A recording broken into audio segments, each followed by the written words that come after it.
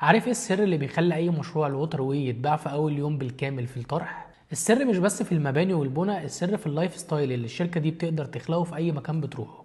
انا النهارده هكلمكم على مشروع ذا ووتر واي ايست، المشروع اللي بينقل نفس النجاح اللي انتوا شفتوه قبل كده للتجمع السادس. المنطقه دي هي المستقبل الحقيقي، وانت هنا بتلحق مكانك في منطقه لسه بتتشكل على مساحه 63 فدان. يعني بتشتري بالسعر الصح قبل ما الدنيا تكمل هناك والاسعار تروح في حته تانية خالص. بص بقى التقسيمه اللي المطور عملها في المشروع ده.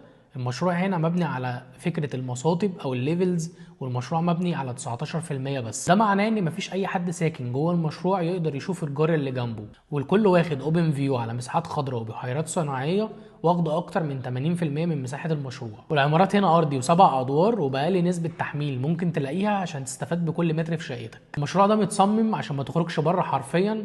عندك كلاب هاوس عالمي فيه كل الخدمات اللي أنت هتحتاجها، ومن اول الجيم لغايه الاسبوع وكل الخدمات اللي انت هتحتاجها جوه المشروع، وحمامات سباحه متوزعه ما بين المباني، ده غير التراك اللي معمول للجري والمشي، وغير كمان الكيدز اريا اللي موجوده جوه المشروع.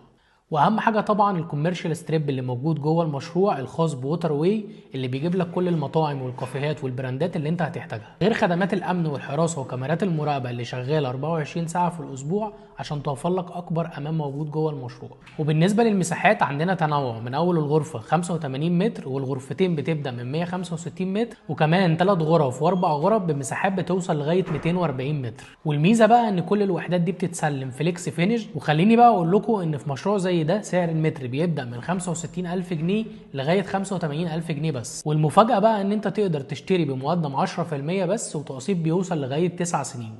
نقدر دلوقتي ان احنا نحجز ب 100000 جنيه بس مستردة بالكامل. لو حابب تستفيد بالفرصه دي وتشتري مع شركه كبيره زي ووتر واي، الحق ابعت لي عشان ابعت لك كل التفاصيل اللي انت ممكن تحتاجها.